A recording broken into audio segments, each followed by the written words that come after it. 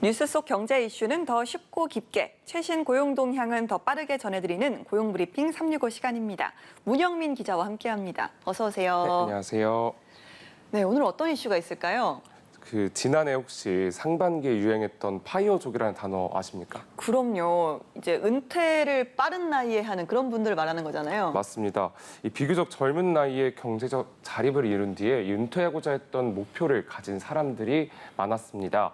하지만 현실적으로 따져보면 평균 수명이 늘어나게 되면서 오히려 정년퇴직을 하나의 목표로 꿈꾸고 있는 직장인들이 더 많아지고 있습니다. 그러니까 짧고 굵게 다닐 것이냐 아니면 가늘고 길게 다닐 것이냐 뭐 두 가지 중에 하나인데 직장인들의 생각이 좀 달라진 걸까요? 조금 1년 만에 좀 분위기가 달라졌습니다.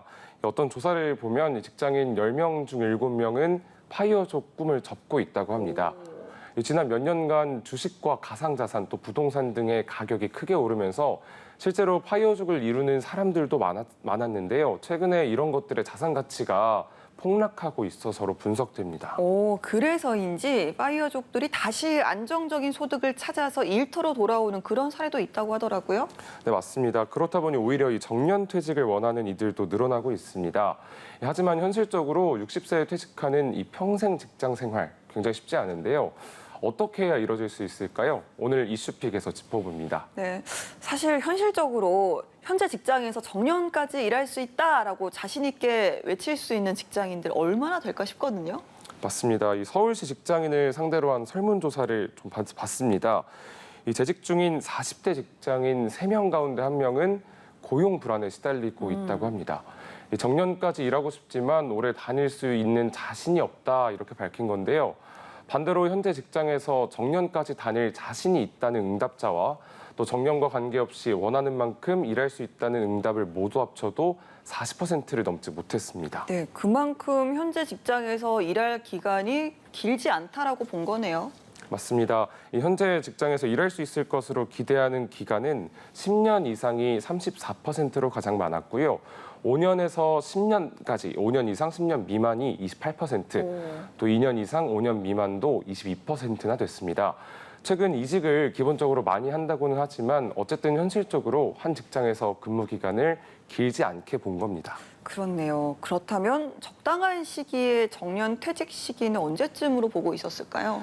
네, 한 일자리 플랫폼에서 30대 이상 직장인을 대상으로 정년퇴직 관련 설문조사를 한 결과를 보면요. 응답자의 22.5%가 희망 은퇴 시기로 60에서 64세를 꼽았습니다. 쉽게 말해서 나이와 관계없이 일을 할 수만 있다면 계속하고 싶다 이런 이유였는데요. 다음으로는 55에서 59세, 그 다음으로는 65에서 69세가 3위를 차지했습니다. 네, 그러니까 희망하는 정년 퇴직 기간을 상당히 길게 보고 있었습니다. 역시나 좀 경제적인 이유가 가장 크다고 봐야 될까요? 맞습니다. 이 경제적인 부분이 가장 큰 이유였습니다. 이 경제적인 부분에 대한 걱정 없이 완전히 은퇴할 수 있는 시기를 묻는 질문에는요. 예상하기 어렵다라는 답변이 24.3%로 가장 많았습니다. 그렇다 보니까 이 퇴직 후 근로 의향을 묻는 질문에는 10명 중에 8명이 계속 일하겠다고 답한 건데요. 문제는 법정 정년인 60세보다 이 체감 퇴직 시기는 8년 이상 빠른 51.7세라는 조사 결과가 있었습니다. 이 기업별로도 좀 달랐는데요. 대기업 근로자들은 체감 정년 퇴직 시기를 49.5세로 봤고요. 중견에서 중소기업은 51.7세, 공기업은 53.8세로 가장 길었습니다. 네, 현실은 더욱 냉혹합니다. 바라는 만큼 정년을 보장받으려면 어떤 게 직장인들에게 가장 필요할까요? 전문가들은 제일 먼저 꼽은 게 자신의 전문성을 유지해야 된다 이렇게 좀 조언을 했습니다. 이 정년 보장을 위해 해야 할 일은 자신의 직무 전문성을 길러야 한다는 게 첫 번째인 건데요. 이 자기 직무에 대한 업적이나 지식 또 경험 등 이런 부분들이 타인에 비해서 출중할 때 인정받을 수가 있고요. 또 무엇보다 빠르게 변화하는 사회와 업무 데이터에 발맞춰서 꾸준한 업데이트가 필요하다고 조언했습니다. 예, 이렇게 업무에 대한 탁월한 능력은 기본이고요. 또 어떤 자신만의 무기가 있어야 정년을 늘릴 수 있는지도 궁금해집니다. 두 번째 조언은 인간관계였습니다. 그러니까 관계를 잘 관리해라였는데요. 사실 직장 생활이라고 하면 혼자서는 할 수 없습니다. 이 협력이 굉장히 중요한 전제 조건인데 이를 위해 가장 필요한 건 직장 동료와의 소통 능력이라고 볼 수 있습니다. 이 자기 업무에만 좀 들여다보고 자기 업무만 관심을 갖게 되면 소통이 부족해지기 마련입니다. 그만큼 조직원 전체를 아우르는 진정성 있는 소통 노력과 함께 자신을 향한 일종의 평판 관리까지 이뤄질 때 이 정년을 보장받을 수 있다 이렇게 조언했습니다. 네, 그런데 생각만큼 대화 기술이 업무에 중요한 역할을 하고 또 소통을 잘 해야만 성공한다라는 거 다들 알고 있잖아요. 너무나 잘 알고 있지만 현실적으로 쉽지만은 않거든요. 맞습니다. 실제로 이 직장인 10명 가운데 9명은 소통 능력이 회사에서 제일 중요한 덕목이라고 생각은 했지만 이 가운데 47%는 직장 내 대화에서 어려움을 느끼고 있었습니다. 그렇다 보니까 자신의 직무 역량을 높이기 위해서 커뮤니케이션 코칭에 관심을 보이는 직장인들도 늘고 있습니다. 스피치 전문가와 상담에서 좋은 화법, 또 대인관계가 원만해지는 의사소통법을 배우는 시기인데요. 한 사례로 엘리베이터 스피치를 배우는 직장인들도 있다고 합니다. 이 직장인들의 고된 마음이 잘 드러나는 대목이 아닐까 싶습니다. 네, 알겠습니다. 자, 오늘 한 컷 이슈 어떤 소식 준비하셨나요? 네, 사막 같은 직장인의 일상생활에 단비가 되어주는 것, 바로 잠시나마 숨 돌릴 수 있는 휴가인데요. 직장갑질 119에서 직장인 1,000명을 대상으로 조사를 했습니다. 이 직장인 절반 이상은 여름 휴가를 포기하거나 갈까 말까 고민하고 있다고 하는데 왜일까요? 그러니까요. 요즘 휴포족이라는 말까지도 생겨났다라고 하는데 가장 큰 이유는 올라도 너무 오른 물가 때문 아니겠습니까? 맞습니다. 이 조사 결과 올해 여름 휴가 계획이 있다는 응답자는 43.9%에 그쳤습니다.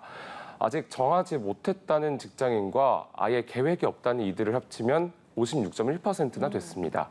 또 비정규직 또는 5인 미만의 소규모 사업장에서 일하거나 이 급여가 낮을수록 휴가 계획을 세웠다고 답한 비율은 더 낮은 것으로 나타났는데요. 여름 휴가를 포기하거나 계획을 유보한 응답자들에게 이유를 물어봤습니다. 이 휴가를 갈 경우 이 경제적 여유가 없다 이렇게 대답한 게 61.9%나 됐습니다. 그렇습니까? 보통 7월 말, 8월 초 이때가 좀 여름 휴가 떠나는 분들이 가장 많은 시즌이잖아요. 요 잠시의 여유로움도 누리기가 힘든 그런 현실이네요. 맞습니다. 요즘에 어떤 음식을 사 먹거나 간단하게 편의점에서 하나 사려고 해도 굉장히 비싸잖아요. 맞아요. 마음 놓고 떠나기에는 이 물가가 발목을 잡고 있습니다. 항공료의 숙박비에 현지 음식값에 하나 만만한 게 없습니다. 이 성수기 숙박료는 비수기에 비해서 2배 정도 비싼데요. 아무리 숙박비를 낮춘다고 해도 껑충 뛴 밥값은 줄일 수가 없습니다. 더군다나 길었던 폭우 때문에 먹거리 물가는 더 오를 것으로 보입니다. 네, 알겠습니다. 자, 정년까지 고용을 보장받을 수 있을 거라 믿는 직장인도 점차 줄고 있습니다. 희망 정년과 또 체감 정년 사이의 틈을 줄이기 위해서 여러분은 어떤 노력을 하고 계신가요? 오늘도 문형민 기자와 함께했습니다. 고맙습니다. 감사합니다. 지금까지 고용브리핑 365였습니다.